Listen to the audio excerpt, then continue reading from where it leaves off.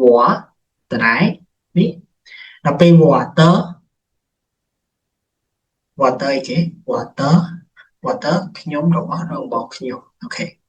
chair មានន័យថាផ្ទះអញ្ចឹងពាក្យហ្នឹងថា我很爱我的家ខ្ញុំស្រឡាញ់ផ្ទះរបស់ខ្ញុំណាស់អូខេណាហ្នឹងគឺចុងក្រោយគេសកត់នៅអញ្ចឹងណាហ្នឹងហើយតោះឥឡូវខ្ញុំអានឲ្យស្ដាប់ហើយខ្ញុំនឹងបកប្រែជូនឲ្យអ្នកនរគ្នា王明的家，我叫王明，我今年有21岁。ចឹងមានន័យថាខ្ញុំឈ្មោះវ៉ងមីងឆ្នាំហ្នឹងខ្ញុំអាយុ21ឆ្នាំអូខេ我家有4口人爸爸妈妈姐姐和我អូខេអញ្ចឹងមានន័យថាសមាជិកគ្រួសាររបស់ខ្ញុំឬមួយក៏សមាជិកគ្រួសារខ្ញុំមាន4នាក់មានប៉ាម៉ាក់បងស្រីនិងខ្ញុំប៉ាប៉ា是老师ម៉ាម៉ា是医生មានន័យថាប៉ាគឺជាគ្រូប៉ាគ្រូបង្រៀនម៉ាក់គឺជាគ្រូពេទ្យអូខេ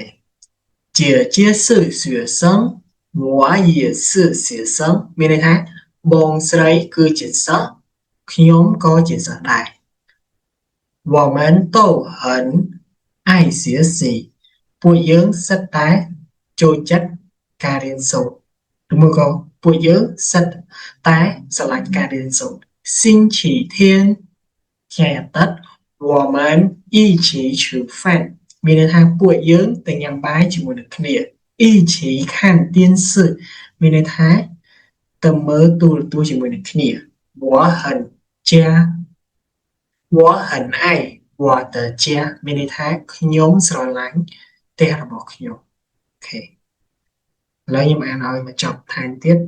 ប៉ុន្តែខ្ញុំបកឲ្យទេខ្ញុំអានយកតែម្ដងតោះ我王明的家王我叫王明我今年有21岁我今年我家有4口人爸爸妈妈姐姐和我爸爸是老师妈妈是医生姐姐是学生我也是学生我们都很爱学习星期天我们一起吃饭一起看电视我很爱我的家អូខេអញ្ចឹងទៅដល់ផ្ទះពេលដែលយើងបញ្ចប់ការរៀននឹងទៅអ្នកនរគ្នាអាចយកទៅមើលខ្លួនឯងបន្ថែមបើមានចម្ងល់อะไรណាអាចសួរខ្ញុំបាន